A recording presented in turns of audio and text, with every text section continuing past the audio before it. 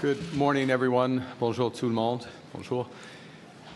Yesterday marked the latest in President Trump's unprecedented series of U.S. tariffs that are designed to reshape the international trading system.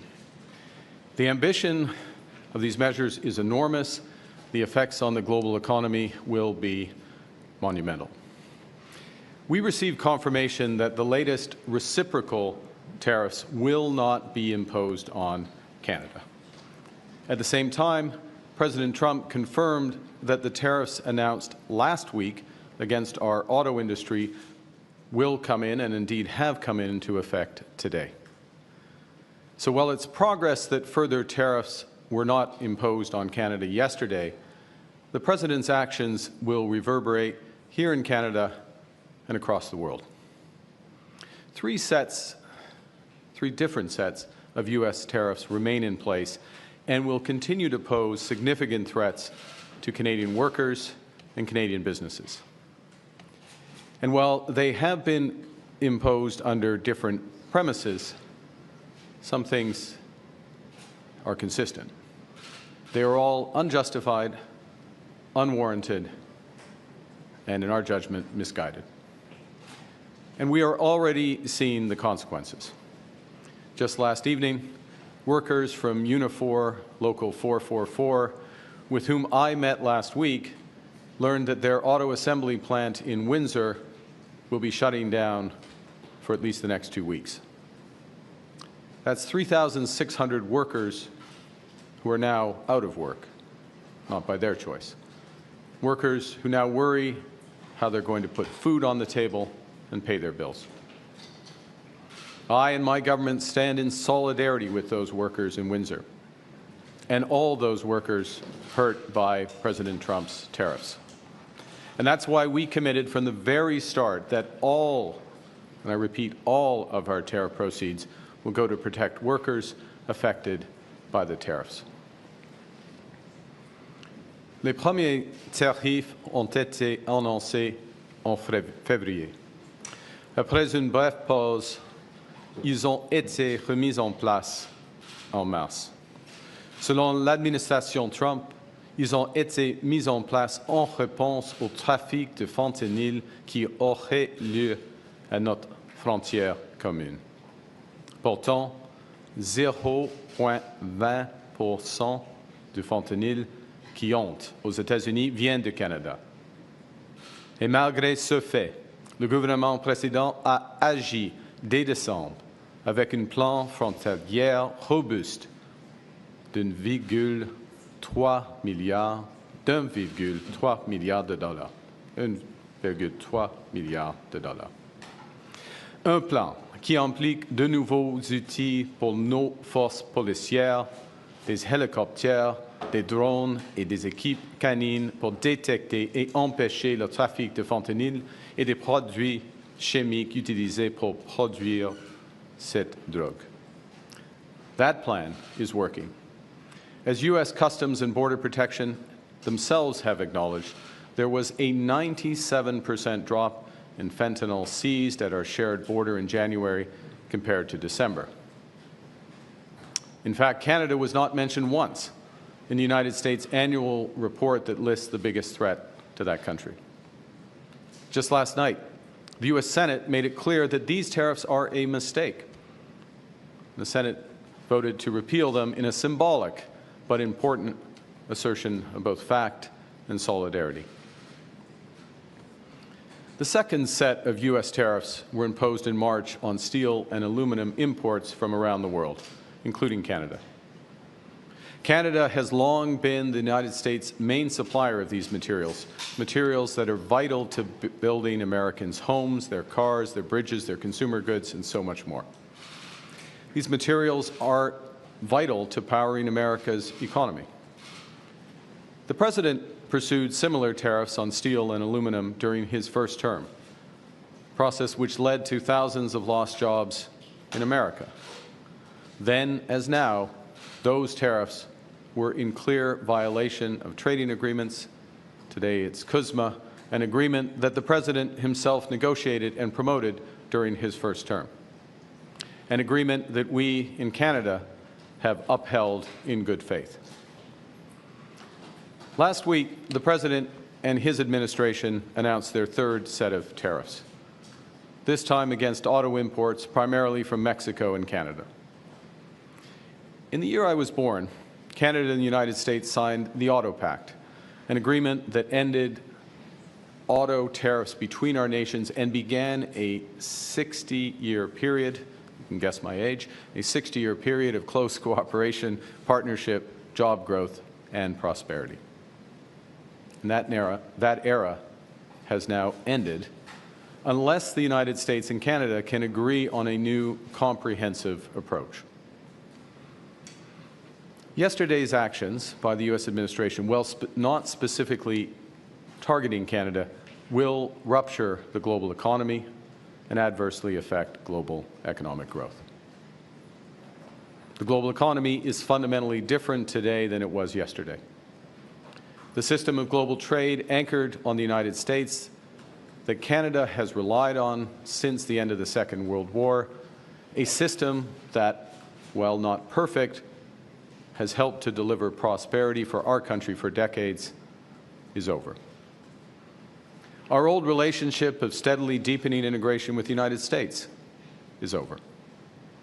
The 80-year period when the United States embraced the mantle of global economic leadership, when it forged alliances rooted in trust and mutual respect, and championed the free and open exchange of goods and services, is over. Well, this is a tragedy. It is also the new reality. We must respond with both purpose and force. We are a free, sovereign, and ambitious country. We are masters in our own home. Nous sommes maîtres chez nous. Nous contrôlons notre destin. Nous allons tracer notre propre voie. Nous choisissons de nous battre, de protéger et de bâtir. Nous allons nous battre contre ces tarifs jusqu'à ce qu'ils soient annulés. Nous allons protéger nos travailleurs et nos entreprises pendant cette période difficile.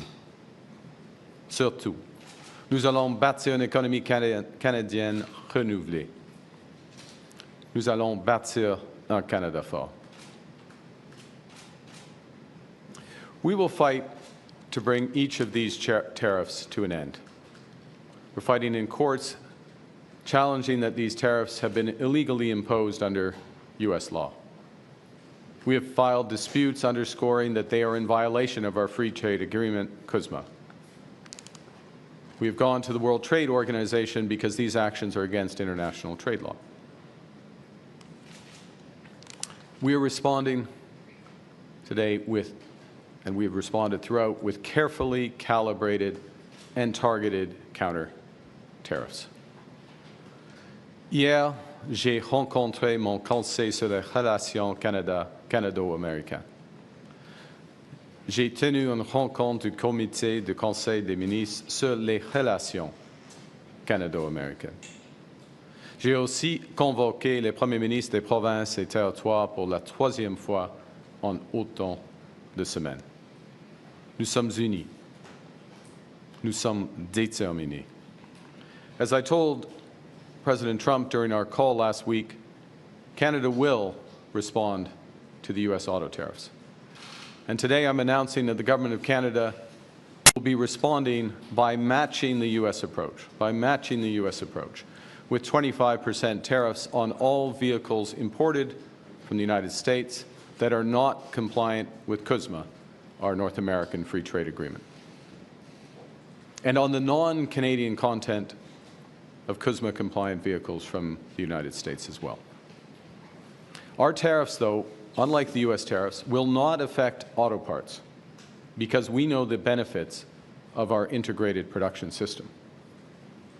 And they will also not affect vehicle content from Mexico, who is respecting the CUSMA agreement. And as well, we are developing a framework for auto producers in Canada to get relief from these counter-tariffs as long as they maintain their production and investment in our country. Importantly, every single dollar raised from those counter-tariffs, our counter-tariffs, which could reach around $8 billion before remission, will go directly to our auto workers and the companies affected by those tariffs. And that's on top of a $2 billion fund that we announced last week to build a made-in-Canada auto sector, a fund that a new Liberal government would implement should we be elected. Nos droits de douane n'affecteront pas les pièces automobiles, car nous connaissons les avantages de notre système de production intégré. Ils n'affecteront pas le contenu des véhicules en provenance du Mexique. Parallèlement, nous élaborerons une carte permettant aux constructeurs automobiles d'éviter nos droits de douane compensatoires à condition qu'ils maintiennent leur production et leurs investissements au Canada. Il est important de noter que chaque dollar récolté, c'est-à-dire environ 8 milliards de dollars avant remise, ira directement à nos travailleurs de l'automobile et aux entreprises touchées par ces droits de douane. Cela s'ajoute au fonds de 2 milliards de dollars pour construire un nouveau secteur automobile fabriqué au Canada, que j'ai annoncé qu'un nouveau gouvernement libéral mettrait en œuvre si nous étions élus. Our retaliatory tariffs that we previously announced in response to the United States' other tariffs will remain in effect. You know, we take these measures reluctantly, and we take them in ways that it's intended and will cause maximum impact in the United States and minimum impact here in Canada.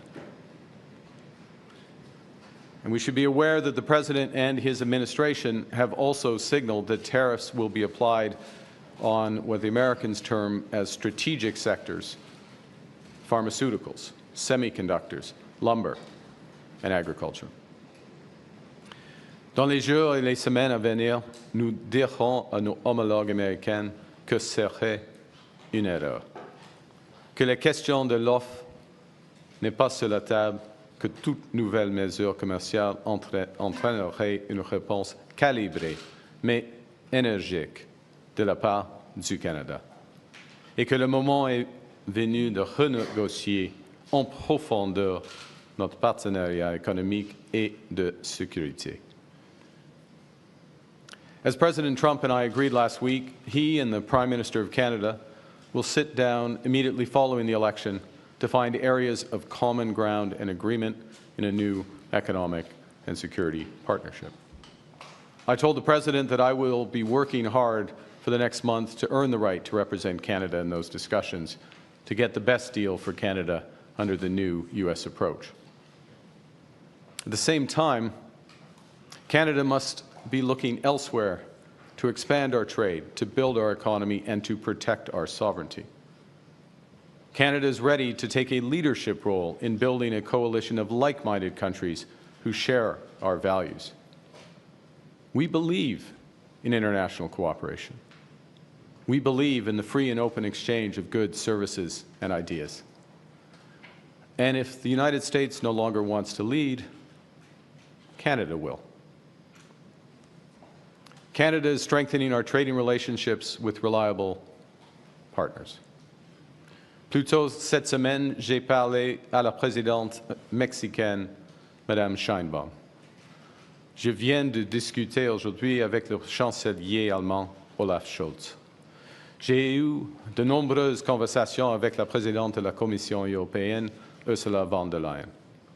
Et dès ma première semaine en poste, j'ai rencontré le Premier ministre du Royaume-Uni, Keir Starmer, et le président français, Emmanuel Macron. Nous sommes tous opposés à l'approche du gouvernement américain. Et nous sommes tous en faveur d'échanges commerciaux libres et équitables.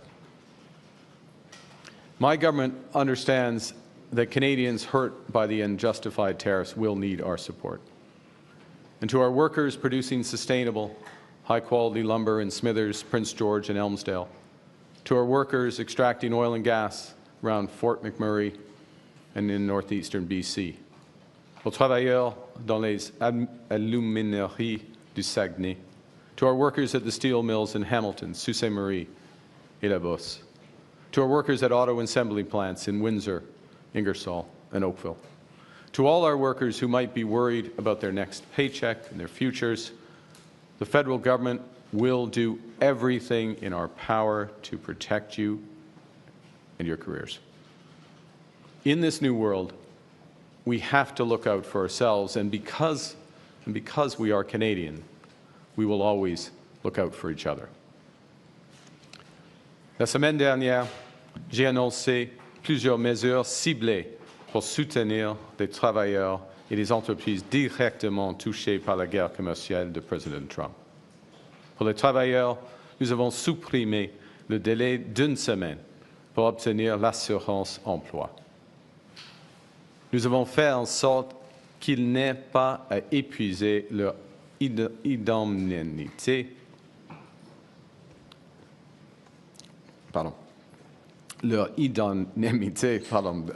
de part avant de toucher l'assurance emploi, et nous avons facilité l'accès à l'assurance emploi. Comme je l'ai dit et répété, mon gouvernement va utiliser chaque dollar tiré de nos counter-tariffs pour soutenir les travailleurs canadiens tant et aussi longtemps que cette guerre commerciale perdure.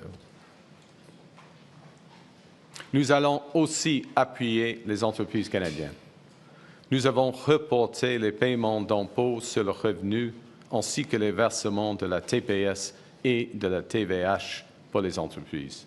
Nous avons mis en place de nouvelles mesures pour leur fournir de liquidité, une aide financière importante qui va aider nos entreprises à braver cette tempête. Et nous avons augmenté le financement des agences de développement régionales. Fighting back against U.S. tariffs and protecting our workers are our most immediate priorities. But they are not sufficient. Our task as a nation in the coming weeks and months and years is to think bigger and to act bigger. We can draw strength right now from each other. From Canadians who are supporting local businesses, Canadians who are buying Canadian, Canadians who are changing their travel plans, and Canadians who are helping each other as neighbors. We are powerful when we act together. From providing refuge to stranded passengers in Gander to fighting forest fires in California, Canadians have done extraordinary things for Americans when they needed it most. Now, more than ever, we need to do extraordinary things for ourselves. We will need to do things previously thought impossible at speeds we haven't seen in generations. Breaking down internal trade barriers so that we can have one Canadian economy, not 13. Making Canada more productive and competitive. Building things in this country again. Millions more homes.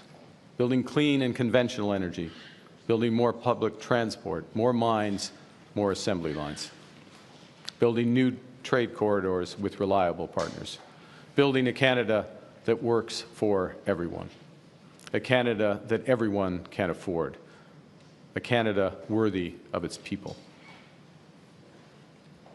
Last week, I met a teacher from Glen Williams Public School in Georgetown, Ontario.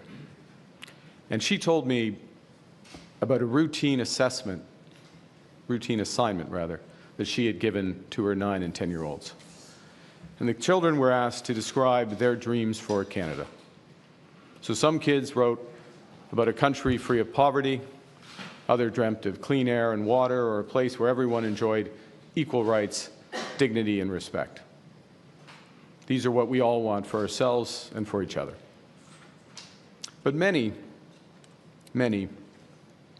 also wrote about tariffs and threats to our sovereignty, words that I hadn't met at that age. And I'm going to quote one which is representative I dream of a safe, a kind, and a clean Canada. A Canada that is not the U.S. Our children should be able to dream about a positive future, not worry about an economic crisis. Les Canadiens et Canadiennes sont inquiets, et c'est normal quand il y a des grands changements. Ce n'est pas nous qui avons changé. Nous sommes restés les mêmes fiables, fiers et forts.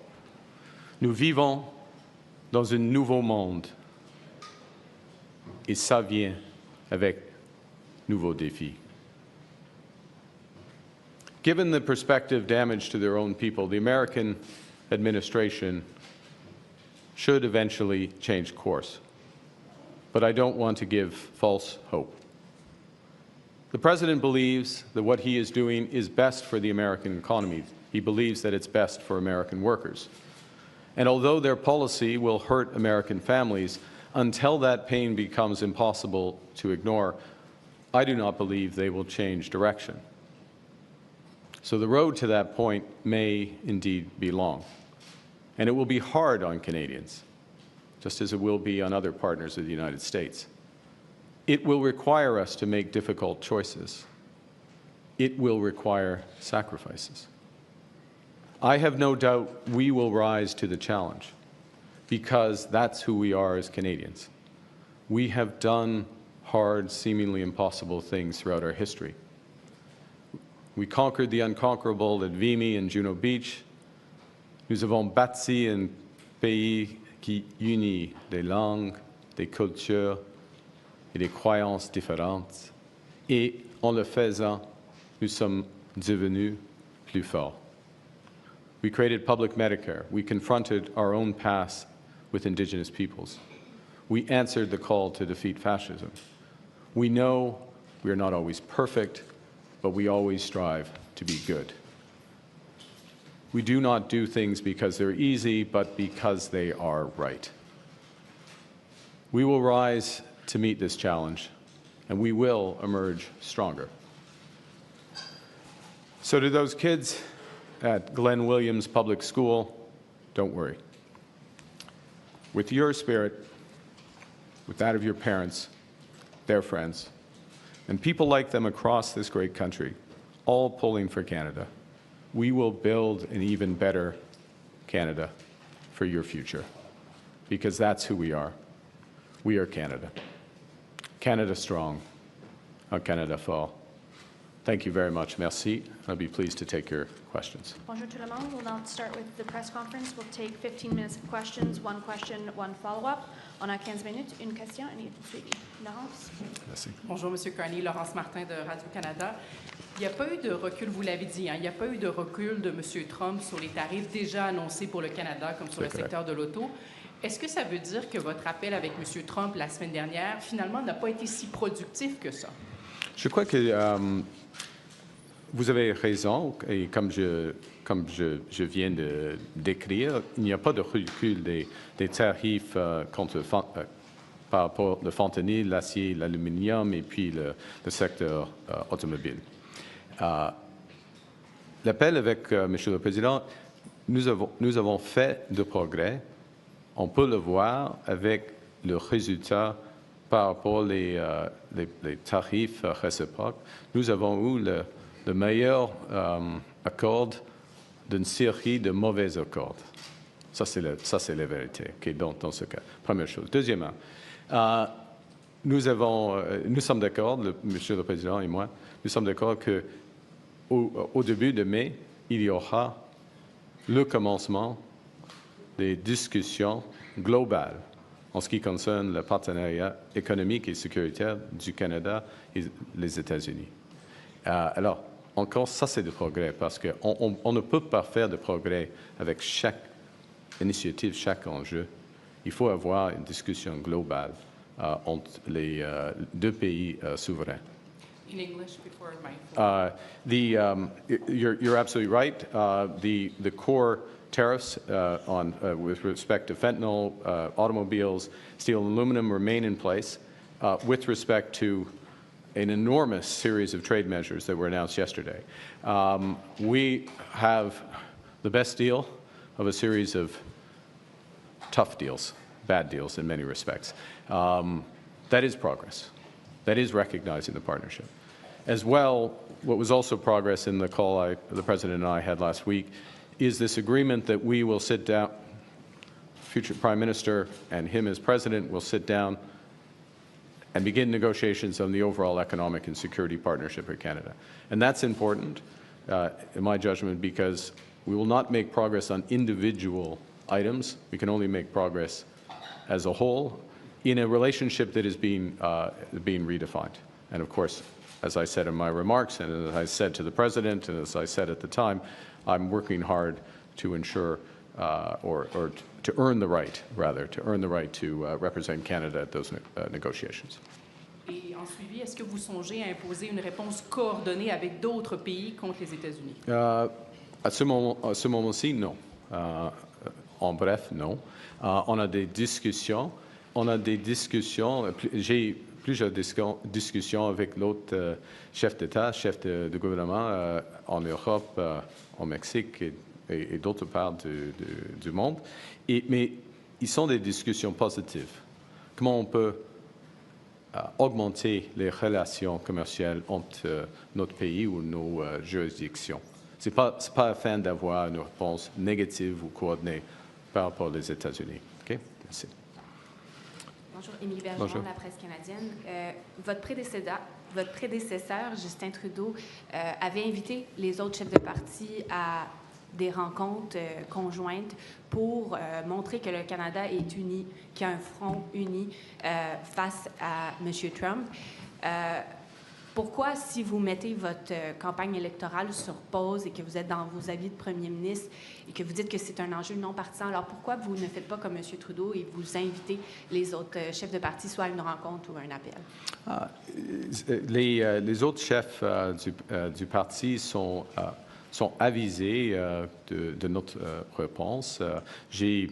En ce qui concerne la coordination canadienne, j'ai plusieurs discussions avec tous les premiers ministres des provinces et territoires en groupe et dans un sens bilatéral, des discussions avec des chefs des syndicats, des chefs, des dirigeants autochtones, des PDG, tout cela. Il y a beaucoup de consultations, coordination. Et nous avons une équipe canadienne par rapport aux États-Unis. Et si je peux dire, la réunion aujourd'hui des premiers ministres était fantastique dans un sens, parce que nous sommes tous alignés. OK. Ça n'a pas vraiment répondu à ma question, mais je vais y aller sur un autre sujet, la gestion de l'offre. Pardon. Vous avez dit que vous voulez protéger la gestion de l'offre, mais est-ce que vous vous engagez, si vous êtes élu premier ministre du prochain gouvernement, à déposer un projet de loi, comme il y en avait un devant la Chambre des communes au Sénat, pour vraiment l'inscrire dans une loi que la gestion de l'offre, c'est une ligne rouge, ça ne peut pas faire partie d'une négociation commerciale, puisque le gouvernement précédent, le gouvernement sortant, avait voté pour un tel projet de loi. Donc, est-ce que vous vous engagez à redéposer? OK. On commence avec le fait que c'est un nouveau gouvernement. Il y a des changements. Nouveau premier ministre, nouveau gouvernement.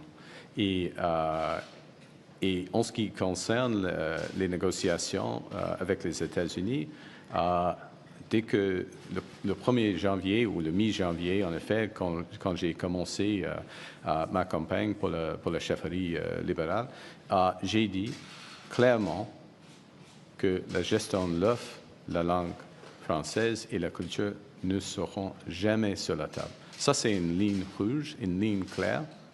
Et nous n'avons pas, par exemple, les discuté, Monsieur le Président et moi, pendant notre appel. Okay? Good morning, Tonda McCharles, Toronto Star. Could you please expand and be specific on what you mean by an economic and security agreement?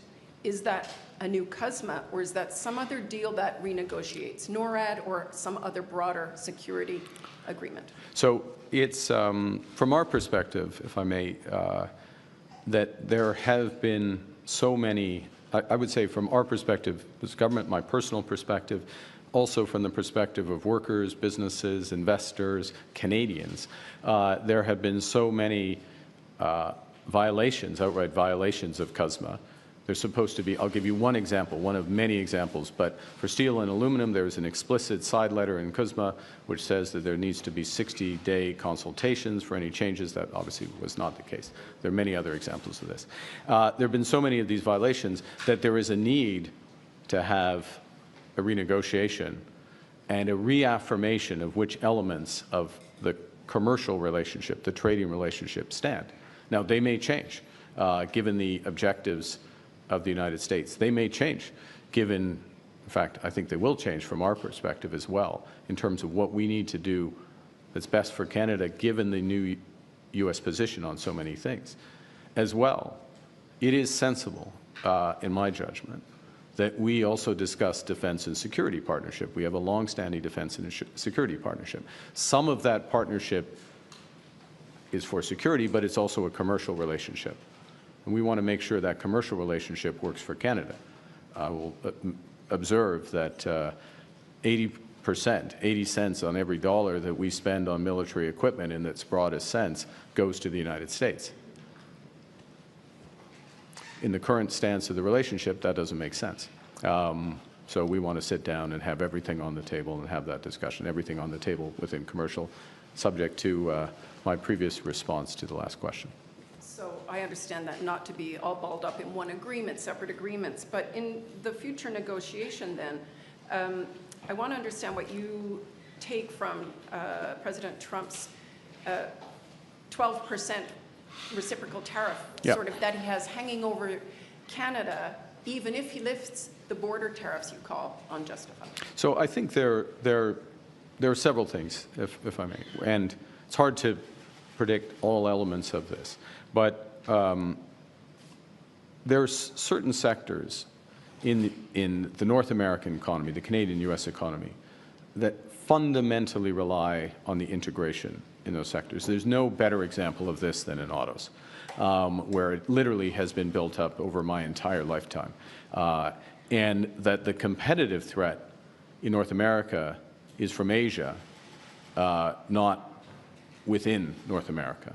And it will become our judgment, and the judgment, I would say, of virtually everybody who works in the auto industry, virtually everyone, not everyone, not the UAW apparently, but I think they're going to find out, that this is going to damage the U.S. auto industry as well as the Canadian auto industry.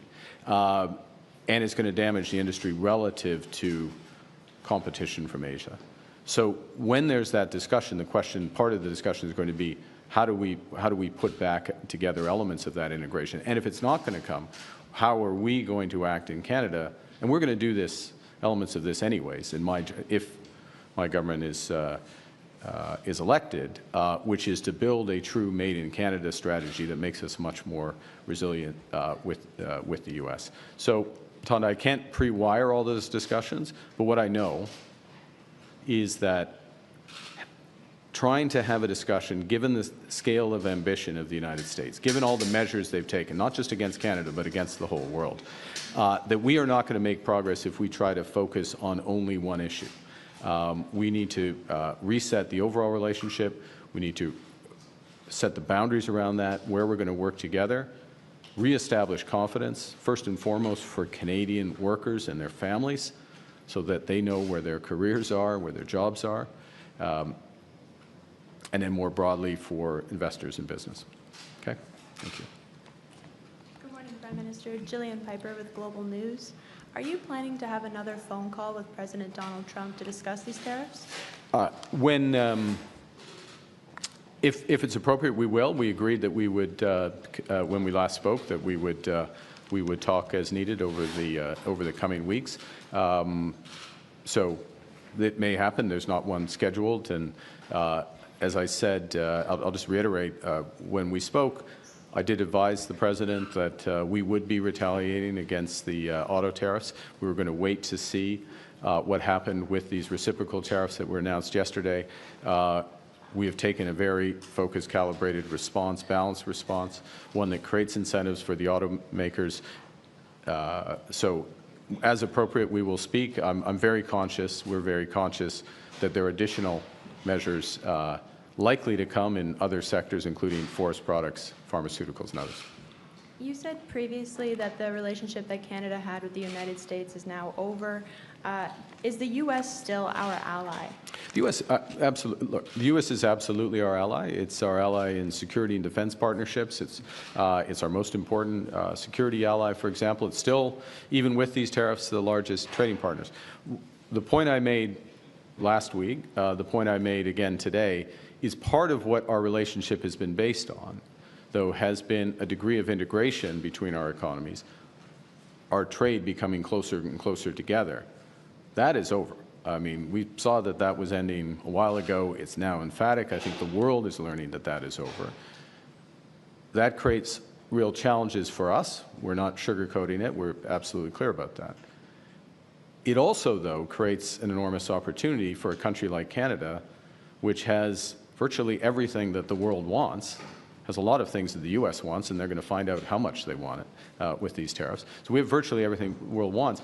And when I talk to leaders in Europe, when I talk to the Mexican president, they want to work with us. They want to cooperate with us. And I'll say one other thing, if I may, and then hand, which is one of the things, and I'll go back to Team Canada, Premier Smith, Premier Moe, Monsieur le Premier Ministre Legault, all of those premiers in the very short term either have just gone on major trade initiatives to Europe in some cases, or about to go to trade missions in Asia. That's the Team Canada approach. That's the coordinated approach that we need. And I think Canadians, again, not sugarcoating the challenges, but can be very encouraged about the sense of purpose and action at different levels to move forward. Enfin, les alliés ou oui, les États-Unis, bien sûr, les États-Unis est encore un allié du Canada. Les États-Unis, c'est notre allié la plus importante en ce qui concerne les matières de sécurité et de la défense, par exemple. Mais le monde change. OK. Ashley, please. Ashley Burke, CBC News. Good morning. You have talked about this, the old relationship when it comes to the tight military and security cooperation being over. So what exactly are you picturing, and what does that mean for NORAD?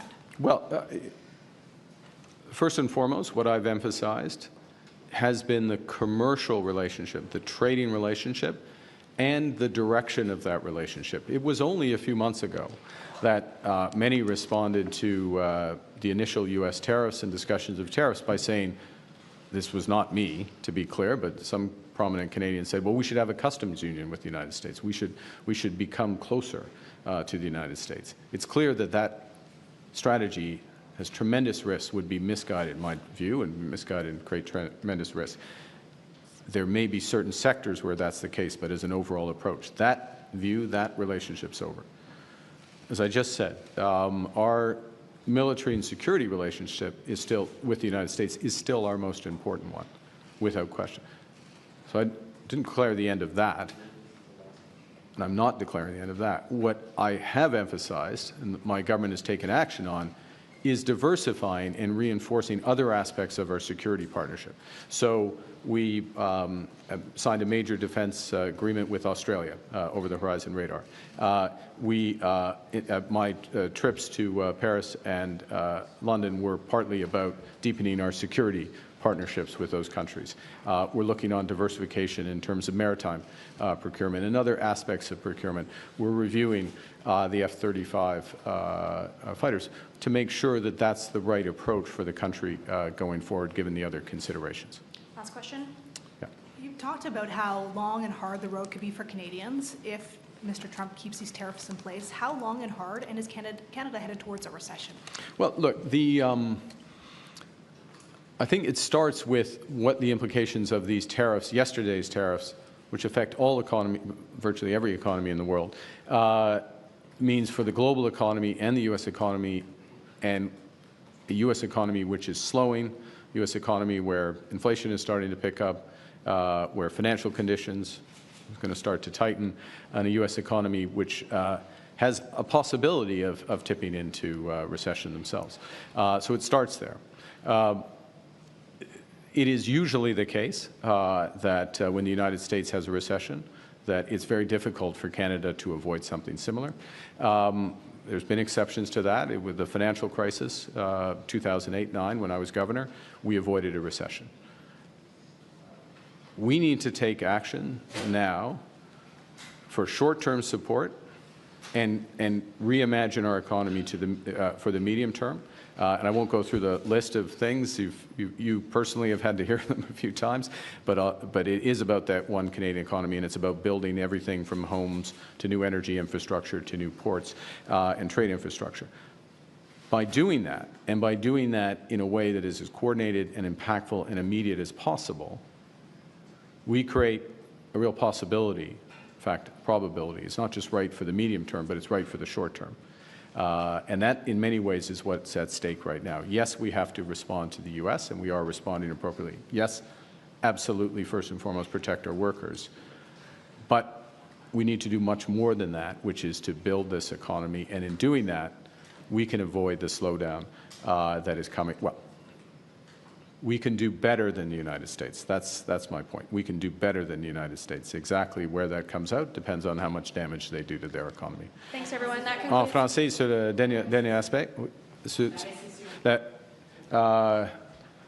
en ce qui concerne le taux de croissance à l'échelle globale, ce qui est sûr est que les tarifs américains vont desserrer au moins l'économie mondiale, y compris et surtout l'économie américaine. Et à ce moment-ci, l'économie américaine ralentit et l'inflation aux États-Unis augmente. Alors, c'est une combinaison très difficile pour eux. Et c'est avant d'avoir des grands tarifs. Dans ces circonstances, normalement, il y a un fort ralentissement de l'économie canadienne. Mais on l'a évité en 2008, quand j'étais gouverneur de la Banque du Canada, et nous pouvons réduire l'impact négatif, des retombées négatives de l'économie américaine d'ici au Canada avec de la force, de la force économique, y compris tous les volets afin de bâtir une économie forte. Okay, thanks, C'est everyone. tout? Yeah. Sorry, we're done. Sorry. Thank you. Sorry. Thanks, everyone. Okay, merci. Thank you.